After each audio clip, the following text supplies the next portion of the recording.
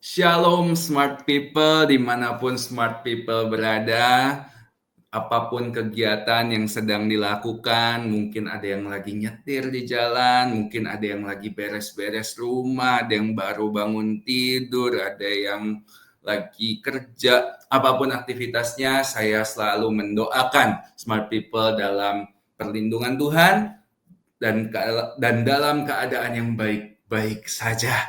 Dan hari ini saya Jonathan Andrew, saya akan melanjutkan sesi 2 dari tema besar pencobaan biasa. Kemarin di sesi 1 saya sudah sempat bahas apa itu pencobaan.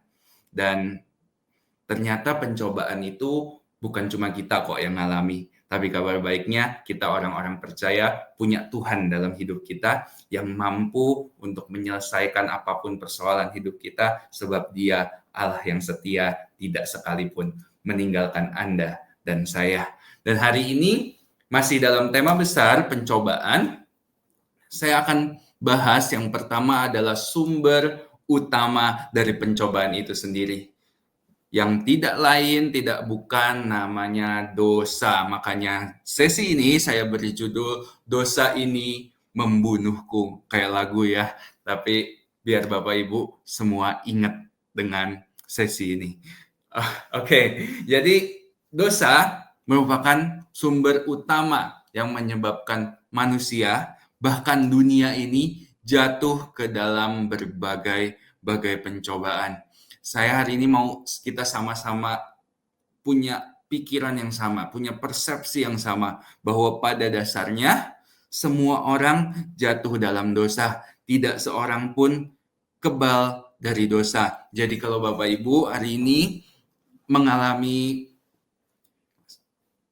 jatuh dalam dosa, jangan terintimidasi, jangan putus asa, ada harapan di dalam Tuhan. Dan hari ini kita sama-sama mau belajar tentang itu, tentang dosa sebagai sumber utama pencobaan dalam hidup kita. Kita buka yuk Roma 3 ayat 23. Karena semua orang telah berbuat dosa dan telah kehilangan kemuliaan Allah.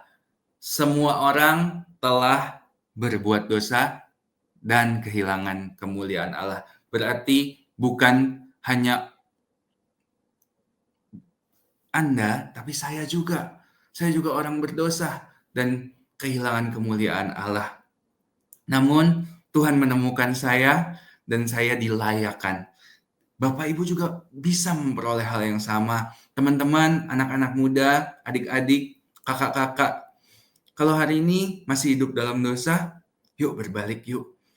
Ini diingatkan ayat Roma 3 ayat 23 ini bukan untuk melegalkan dosa, bukan untuk mengeneralisasikan dosa sebagai hal yang umum atau lumrah sehingga kita nggak apa-apa untuk melakukan dosa. No, bukan itu poinnya. Semua orang jatuh dalam dosa artinya ini peringatan dari Tuhan bahwa semua orang tidak peduli profesinya, tidak peduli pelayanannya, tidak peduli seberapa lama ikut Tuhan, pasti orang tersebut jatuh dalam dosa dan kehilangan kemuliaan Allah. Dan yang melayakkan hanya Tuhan Yesus. Sejak kejatuhan Adam dan Hawa, kedagingan kita selalu membawa hidup ini jatuh dalam dosa. Namun nggak boleh jadi alasan buat kita untuk kita membiasakan yang namanya dosa. Dosa tetaplah masalah serius yang menjadi penyebab hancurnya dunia hari-hari ini. Melanjutkan dari bagian pertama dari khotbah saya sebelumnya, dosa merupakan penyebab dari pencobaan yang kita alami dalam hidup ini.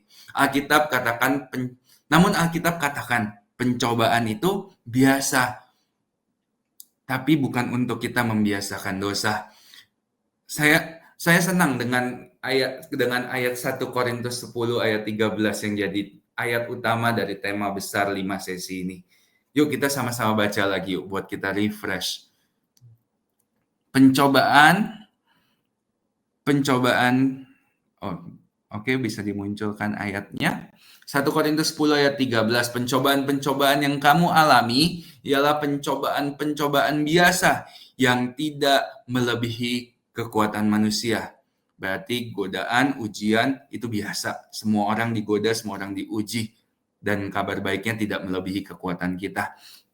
Sebab Allah setia dan karena itu ia tidak membiarkan kamu dicobai melampaui kekuatanmu. Pada waktu kamu dicobai, ia akan memberikan kepadamu jalan keluar sehingga kamu dapat menanggungnya. Sebab Allah setia.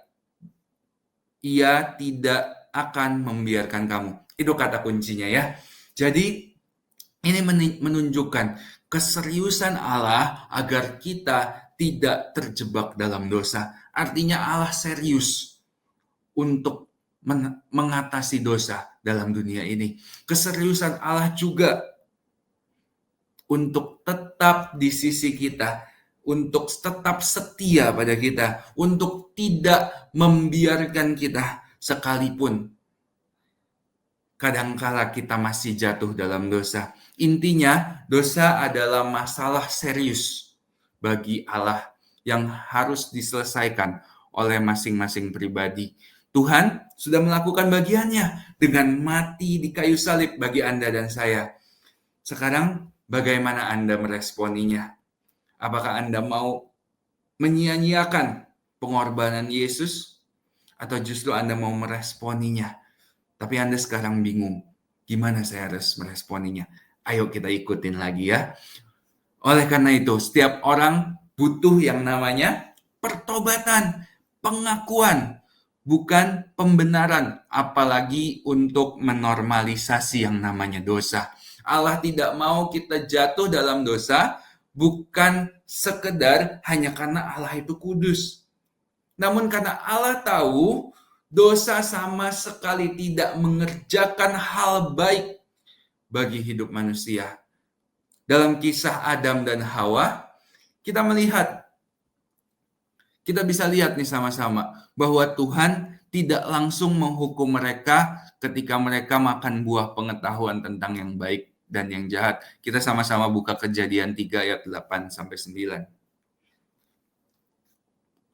Ketika mereka mendengar bunyi langkah Tuhan Allah yang berjalan-jalan dalam taman itu, pada waktu hari sejuk, bersembunyilah manusia dan istrinya itu terhadap Tuhan Allah di antara pohon-pohonan dalam taman.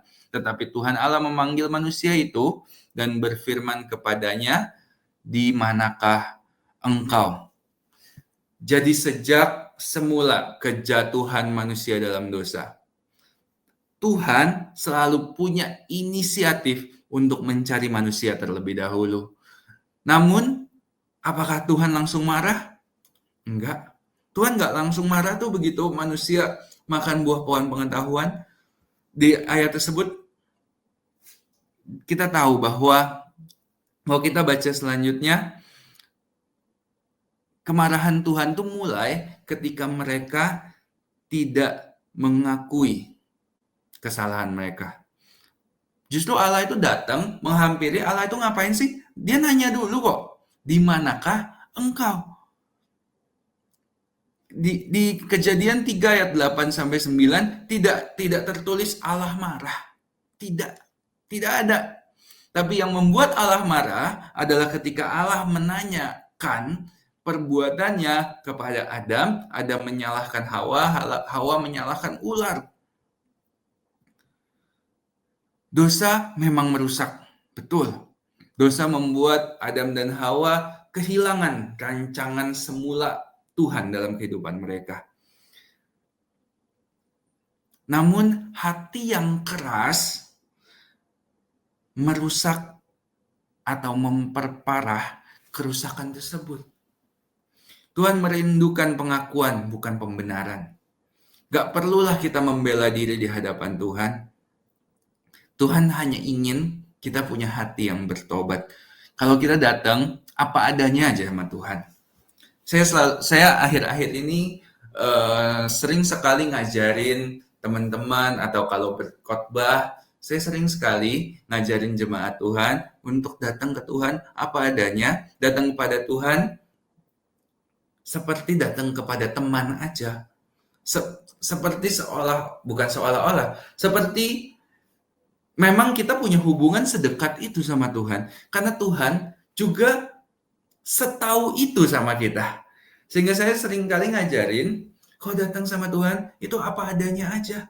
Kalau lagi dosa, bila datang dengan apa adanya, dengan tidak perlu, apa ya, kalau anak muda zaman sekarang bilang di sugar coating, biar seolah-olah manis kedengarannya. Justru saya lagi ngajarin untuk kita datang apa adanya aja. Misalnya saya walaupun saya melayani Tuhan, tapi kedagingan saya kadang membuat saya untuk capek rasanya untuk berdoa, capek rasanya untuk baca firman Tuhan, capek rasanya untuk saat teduh. Kadang kalau saya lagi mengalami itu, saya melakukan dengan cara saya hampiri Tuhan, tapi saya ngomong sama Tuhan apa adanya. Saya ngomong santai sama Tuhan. Tuhan, aku lagi capek banget nih. Tuhan, tadi di pekerjaanku aku lagi banyak masalah nih. Tuhan, tadi karyawanku kok menjengkelkan sekali ya. Gak perlu kita bagus-bagusin kok. Tuhan, tadi saya disakiti. Namun berikan saya hati yang mengampuni. Saya saat ini, karena pertumbuhan kedekatan saya dengan Tuhan, saya bisa datang ke Tuhan dengan ngomong, Tuhan, saya jengkel banget sama karyawan saya dan saya bingung. Saya rasa hati saya ini nggak beres. Saya rasa hati saya ini nggak benar-benar mengampuni dia. Tahu nggak, saat kita datang dengan sungguh-sungguh, kita datang dengan apa adanya, justru Tuhan malah bisa mengerjakan hati kita loh. Kita yang tadinya sulit mengampuni, saya misalnya jengkel dengan karyawan saya di tempat pekerjaan saya.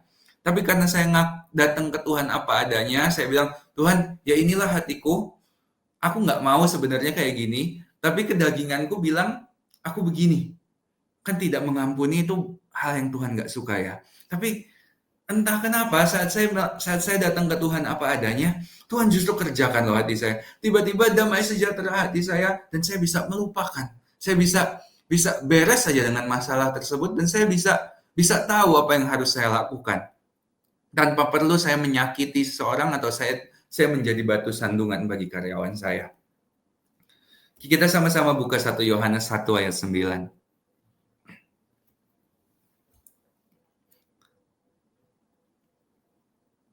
1 Yohanes 1 ayat 9. Jika kita mengaku dosa kita, maka Ia adalah setia dan adil, sehingga Ia akan mengampuni segala dosa kita dan menyucikan kita dari segala kejahatan.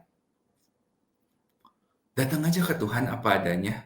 Firman Tuhan katakan, kalau kita ngaku dosa, maka Dia itu setia dan adil. Pasti diampuni dan disucikan. Dan Tuhan itu pasti tolong kok kita. Tuhan kasih nanti caranya. Mungkin Tuhan nggak langsung bilang secara audible. Kamu harus begini-begini. Enggak. Kalau Tuhan ngomongnya begitu ke saya lagi berdoa tiba-tiba begitu, mungkin saya akan ketakutan. Tapi Tuhan kadang memberikan impresi yang lembut dalam hati saya. Atau Tuhan memberikan perkataan atau hikmatnya kepada mentor-mentor saya, kepada orang-orang di sekitar saya, tiba-tiba bisa ada yang ngomongin saya tentang hal yang sedang saya gumuli. Bisa dalam perenungan saya di firman pada pembacaan firman Tuhan, tiba-tiba saya memperoleh sesuatu yang saya butuhkan untuk menguatkan saya dalam persoalan saya. Kuncinya datang ke Tuhan apa adanya. Termasuk saat kita lagi baik ataupun tidak baik.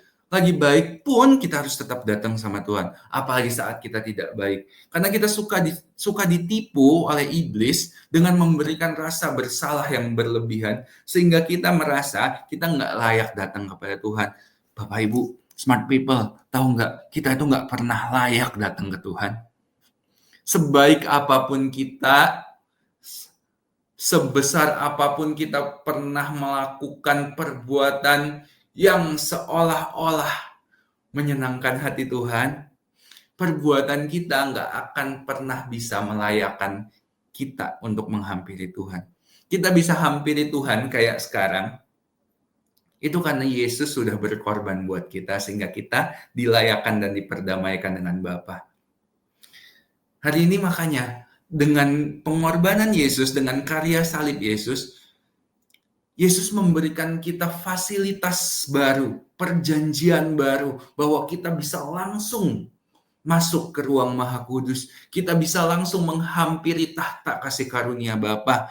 Sehingga hal tersebut harus kita gunakan, harus kita manfaatkan. Dengan apa? Dengan datang kepada Tuhan apa adanya. Sehingga Tuhan mampu mengerjakan hati kita.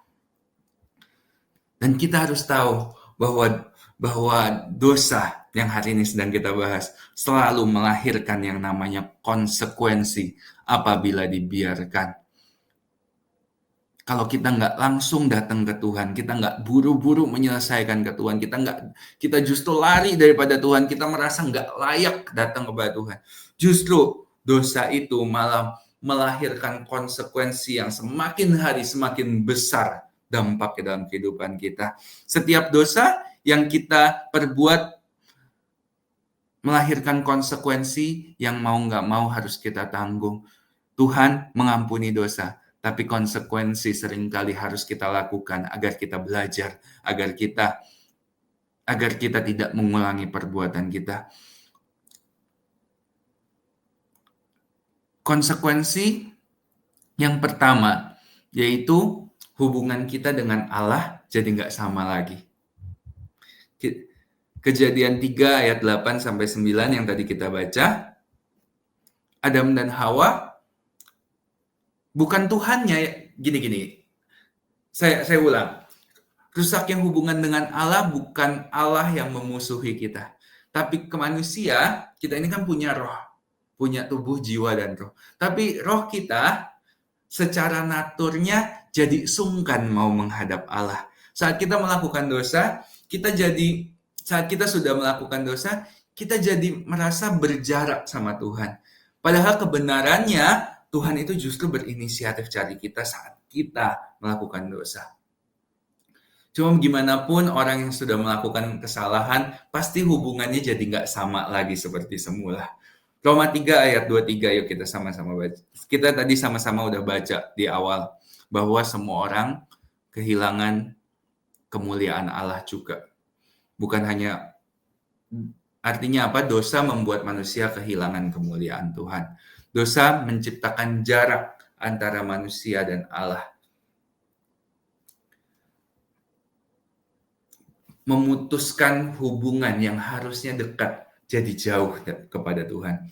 Akar semua masalah hidup manusia adalah putusnya hubungan dengan Allah, sehingga manusia yang tadinya mengandalkan perkataan Tuhan, mengandalkan firman Tuhan, jadi manusia yang mengandalkan kekuatannya sendiri. Yang kedua, rusaknya hubungan manusia dengan sesama. Tadi ayat yang kita baca, kalau kita Kejadian 3, kalau kita baca semua, Adam dan Hawa yang tadinya baik-baik aja, malah jadi saling menyalahkan. Kejadian 3 ayat 12, manusia sering jadi saling menyalahkan. Yakobus 4 ayat 1 sampai 2. Kita baca yuk.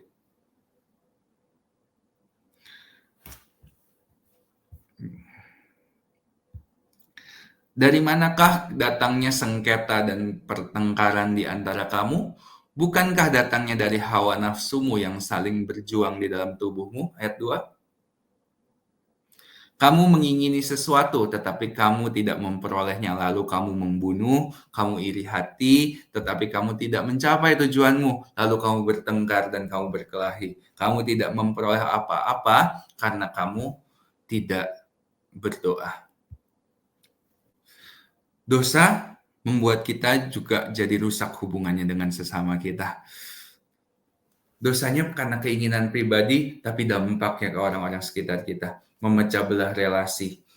Makanya nggak heran banyak orang bahkan rela untuk menghabisi anggota keluarganya sendiri demi uang, demi kedudukan, demi posisi. Bahkan nggak heran, nggak banyak, bahkan nggak sedikit saya lihat di kehidupan sekitar kita, ada anak mau kudeta orang tuanya sendiri. Bahkan bukan cuma bahkan ini nggak bicara soal perusahaan.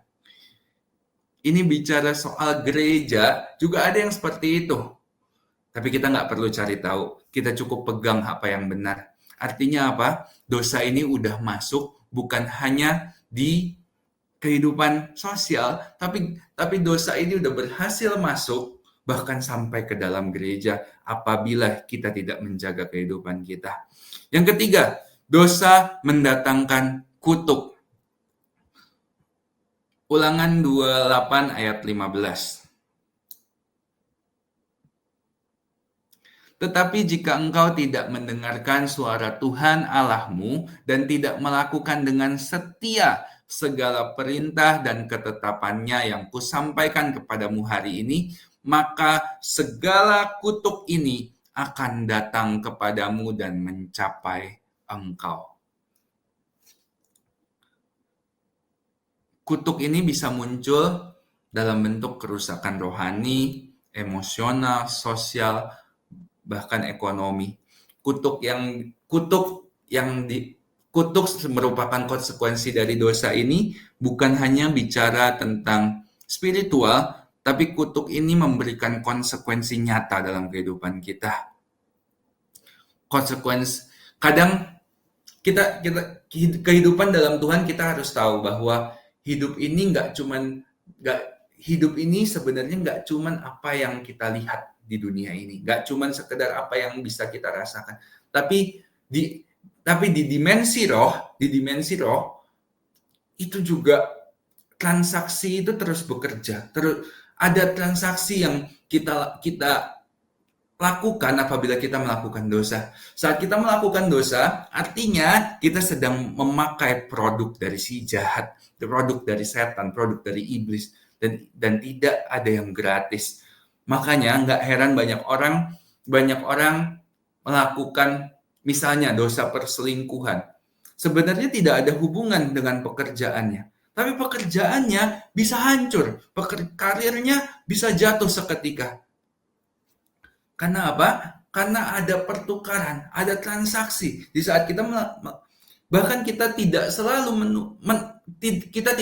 menuai di tempat di mana kita menabur. Kita kadang menabur di tempat sini, di tempat A, kita bisa menuai dari perbuatan kita di tempat A, di tempat B. Artinya apa? Bapak Ibu, kita harus jaga hidup kita. Supaya apa? Kita jaga hidup kita untuk gak melakukan dosa. Itu juga buat kebaikan kita kok. Kenapa Tuhan gak mau kita jatuh dalam dosa? Karena tujuannya buat kebaikan kita. Bukan supaya Tuhan senang, tapi supaya hidup kita menang.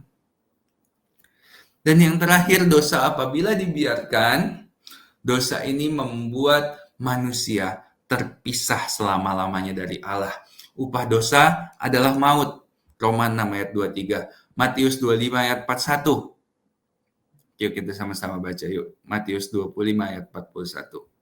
Kita hari ini banyak baca firman Tuhan ya. Supaya kita tahu apa kata firman tentang dosa.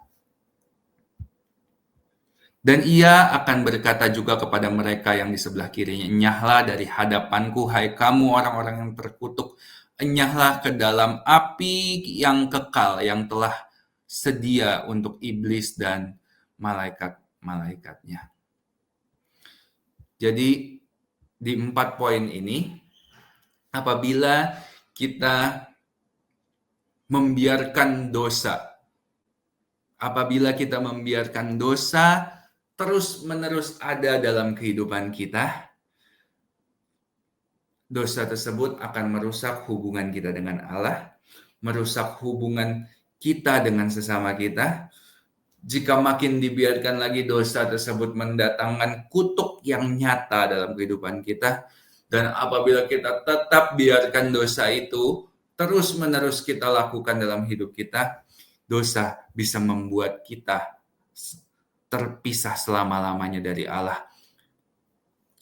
Seperti yang dikatakan Matius 25 ayat 41, di mana manusia yang yang tidak berkenan di hadapan Allah, Tuhan suruh masuk ke dalam api yang kekal dan manusia akan selama-lamanya terpisah dengan Tuhan.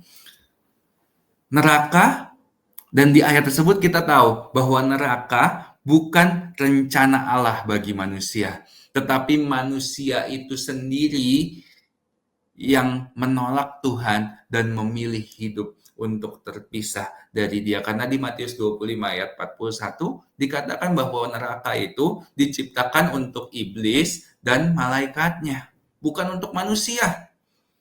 Tapi ada konsekuensi dari dosa, yaitu kita bisa ke sana untuk selama-lamanya.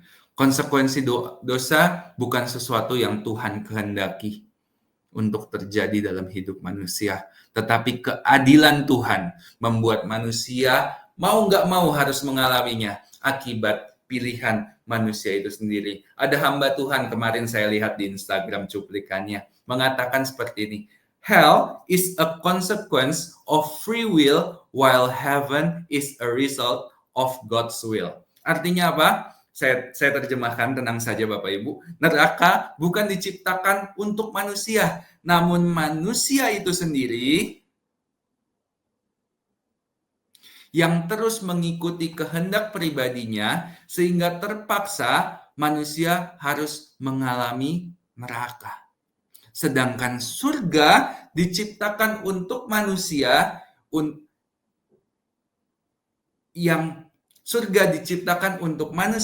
yang hidup dalam kehendaknya Tuhan. Jadi Bapak Ibu, kalau kita mau sama-sama nanti berkumpul di kerajaan surga, smart people, ayo kita sama-sama hidup bukan semau saya, tapi hidup semaunya Tuhan. Amin. Banyak orang nggak sadar bahwa dosa yang diperbuatnya hari ini adalah investasi menuju kehancuran di masa depan. Sebab dosa selalu membawa kutuk dalam hidup kita. Saya nggak bosan-bosan ingatkan. Dosa merusak damai sejahtera, menghancurkan masa depan, bahkan merampas berkat terbaik yang Tuhan sudah sediakan dalam hidup kita. Karena itu yang menjadi pertanyaan besar hari ini, bukan apakah pernah jatuh dalam dosa, karena jawabannya pasti iya. Semua kita pernah, saya juga pernah. Bahkan sesekali juga saya juga masih diproses sama Tuhan. Hamba-hamba Tuhan, hari ini saya mewakili hamba-hamba Tuhan. Bapak Ibu jangan terlalu kejam dengan mereka, karena mereka juga manusia biasa. Karena gimana pun selama kita hidup di dunia, kita pasti mengalami proses.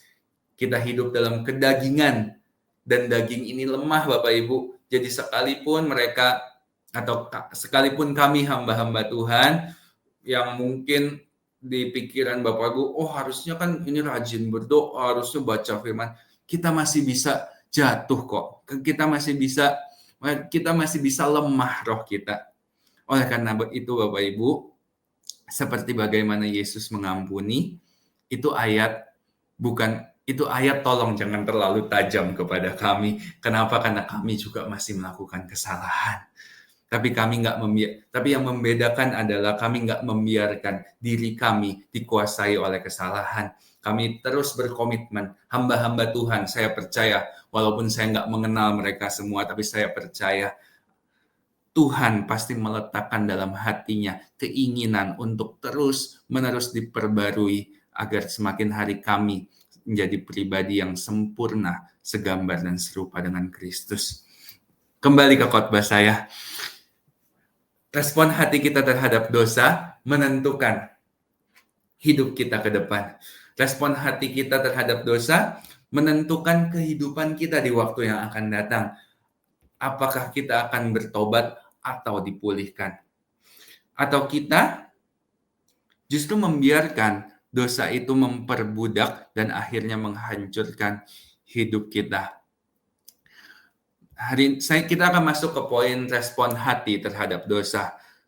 Karena respon hati kita terhadap dosa menentukan bagaimana kehidupan kita. Ada 3 respon yang hari ini kita mau belajar. Yang pertama, yang sudah sangat umum kita tahu, kalau kita berdosa, please, ayo buru-buru kita nyesal dan bertobat kepada Tuhan. Kita sama-sama mau belajar yuk dari Petrus. Kita tahu, untuk mempersingkat waktu, kita tahu Petrus menyangkal Yesus 3 kali.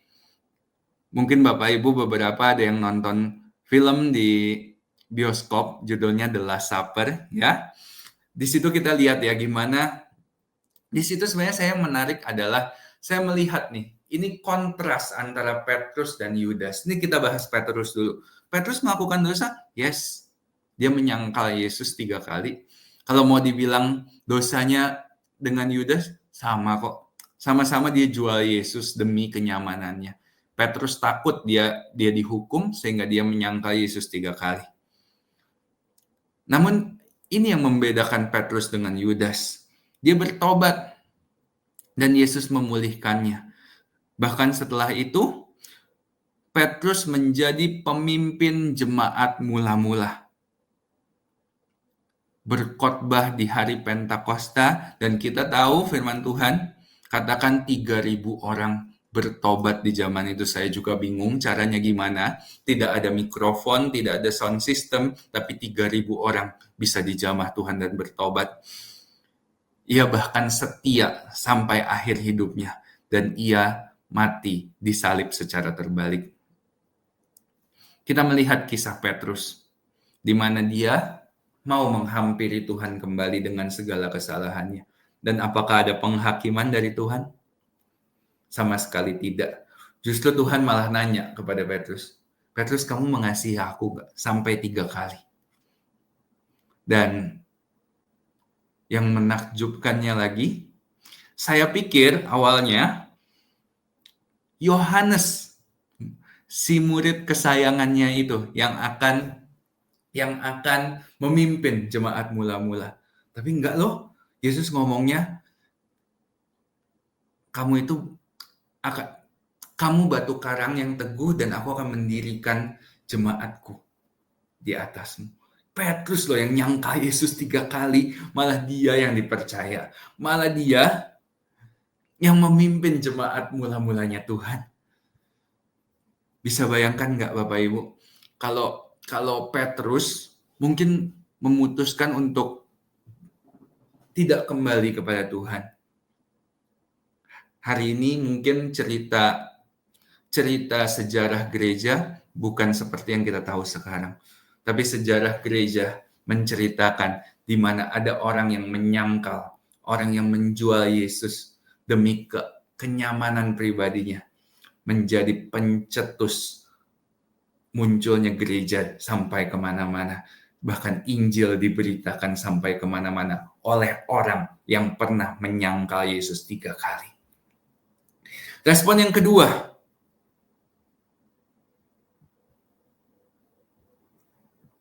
tunggu, saya masih di poin yang pertama.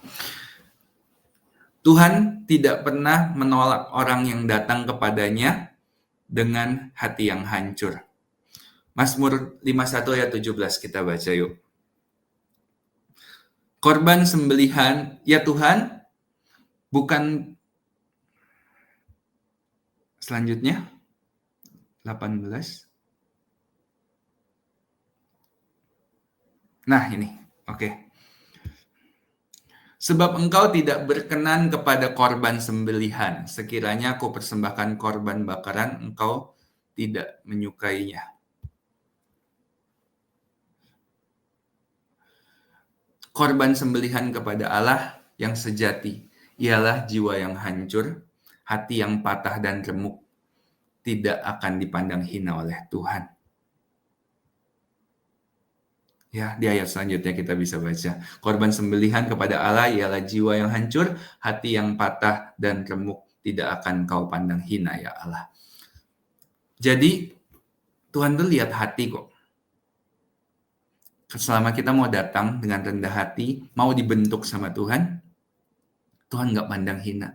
Tuhan nggak mengintimidasi, itu bukan cara kerjanya Tuhan. Ya. Yang kedua, menyesali tapi tidak bertobat. Contoh Yudas Iskariot, kita cepat saja. Yudas Iskariot setelah mengkhianati Yesus, mereka merasa bersalah, tapi nggak datang kembali sama Tuhan. Justru malah ia bunuh diri. Padahal Yesus sebenarnya sanggup dan mau mengampuni. Saya mengandai-andai tanpa menambahi atau mengurangi esensi dari firman Tuhan. Saya berandai-andai apabila Yudas tidak mengakhiri hidupnya dan Yudas tetap datang kepada Yesus. Saya percaya kok cerita di Alkitab pasti berubah, bahwa Yesus pasti mengampuni Yudas. Karena Yesus disalib juga untuk dosanya Yudas sebenarnya, tapi Yudas tidak meresponi pengampunan dengan benar. Dia justru malah menghampiri. Dia berhasil dijebak oleh iblis, mengalami intimidasi dan rasa bersalah yang berlebihan. Jangan biarkan intimidasi iblis menjauhkan kita dari Tuhan. Yesus sanggup dan mau mengampuni. Kematian Yudas bukan karena dosanya lebih besar dari Petrus, tapi karena ia percaya kepada kebohongan iblis bahwa dia nggak pantas diampuni. Roma 8 ayat 1, demikianlah sekarang tidak ada penghukuman bagi mereka yang ada di dalam Kristus. Ya, amin.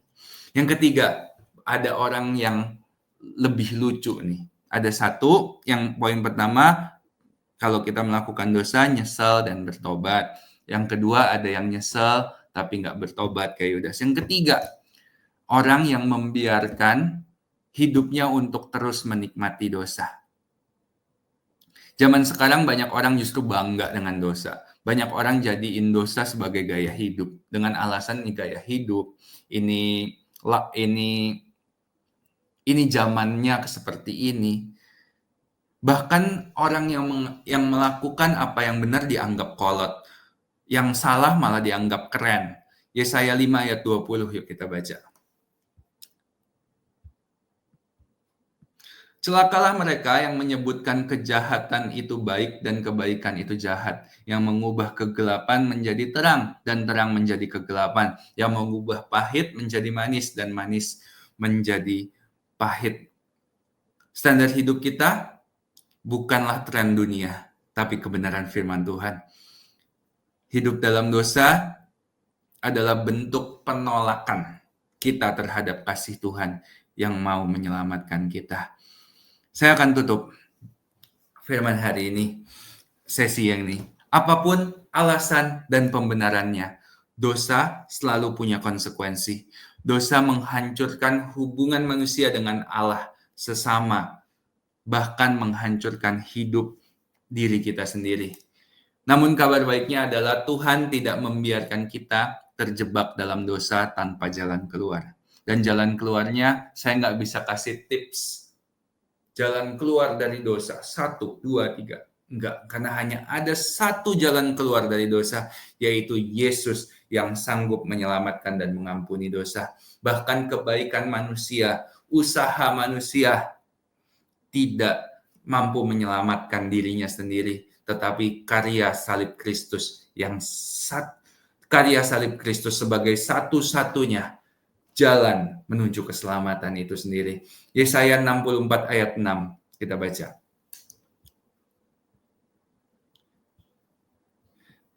Yesaya 64 ayat 6. Demikianlah kami sekalian seperti seorang najis dan segala kesalehan kami seperti kain kotor. Kami sekalian menjadi layu seperti daun dan kami lenyap oleh kejahatan. Kami seperti daun dilenyapkan oleh angin.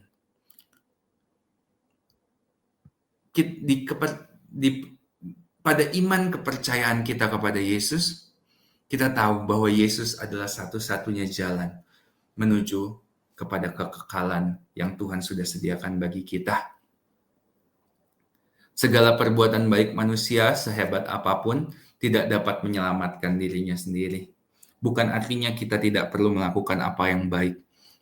Justru sebaliknya, perbuatan baik kita merupakan rasa terima kasih kita, bentuk syukur kita, ekspresi kita sebagai pribadi yang sudah diselamatkan.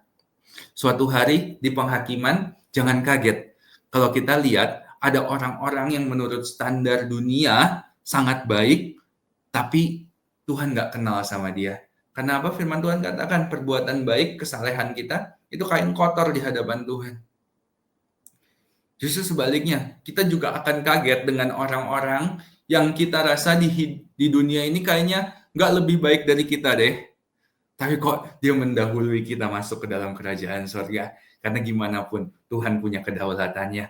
Hari ini makanya selama kita hidup di dunia ini, jangan saling menghakimi. Jangan kita saling menyalahkan orang lain karena dosanya berbeda aja. Karena dosa mereka ketahuan aja dan dosa kamu belum ketahuan. Jangan ya, hari ini sama-sama yuk kita hidup dalam kasih. Kita harus punya keyakinan bahwa hanya pengorbanan Yesus yang dapat menebus dan membersihkan kita. Dan perbuatan kita yang benar adalah ekspresi syukur kita sebagai orang yang sudah diselamatkan.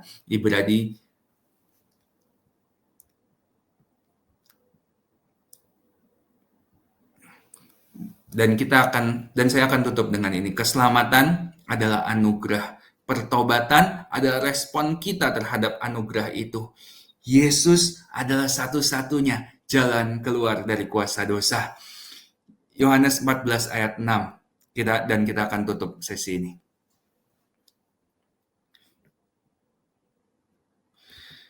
Kata Yesus kepadanya, akulah jalan dan kebenaran dan hidup. Tidak ada seorang pun yang datang kepada Bapa kalau tidak melalui aku. Karena itu, Bapak Ibu, apapun yang sedang dialami hari ini, apapun dosa yang sedang kau hidupi hari ini, mungkin Anda sedang bergumul dengan dosa sesuatu. Jangan lari dari Tuhan ketika kita jatuh dalam dosa. Justru sebaliknya, datang, hampiri Yesus. Hanya Dia yang sanggup memulihkan hidupmu seutuhnya. Mari kita berdoa. Tuhan, menyerahkan kehidupan smart people. Tuhan, hari ini Engkau tilik setiap hati mereka. Mereka yang masih hidup dalam dosa. Apapun dosa mereka. Tuhan, anak-anak muda selamatkan mereka. Jauhkan mereka dari nilai-nilai dunia yang salah. Tuhan, untuk Bapak Ibu yang saya kasihi, jauhkan keserakahan dari hidup mereka. Jauhkan dari mereka dari hal-hal yang jahat. Jaga hidup mereka, Tuhan. Tuhan, aku menyerahkan mereka yang dalam rasa bersalah berlebihan. Aku melihat ada teman-teman yang mengalami depresi. Tuhan, hari ini mereka yang depresi karena rasa bersalah yang berlebihan. Hari ini Tuhan, Engkau lihat hati mereka, dan hari ini aku mau berkata kepadamu, Tuhan terlebih dahulu mengampunimu. Dan Tuhan, apapun dosa yang masih mereka berjuang untuk menyelesaikannya, hari ini firman Tuhan sudah dibagikan. Dan aku percaya Tuhan, firman Tuhan yang dibagikan tidak akan pernah kembali dengan sia-sia. Tuhan ajar mereka, Tuhan bawa mereka, aku menyerahkan hidup mereka. Kalau hari ini Engkau hidup di dalam dosa, ikuti doa saya. Tuhan, aku menyerahkan hidupku, aku mengakui setiap kesalahanku, sebut dosa yang Engkau masih hidupi, dan semua dosa yang aku masih lakukan hari ini, aku mau serahkan kepada Engkau. Aku mau berjuang bersama-sama dengan Engkau, tidak mengandalkan kekuatanku sendiri, tapi mau berjuang bersama Tuhan untuk tidak lagi hidup dalam dosa ini. Tuhan, ampuni aku. Terima kasih Tuhan, menyerahkan hidup mereka sepenuhnya dalam tangan-Mu, biar setelah ini mereka akan jadi smart people, jemaat Tuhan, yang hidup kudus berkenan di hadapan Tuhan. Di dalam nama Yesus. Amin. Tuhan Yesus memberkati dan mengasihi engkau.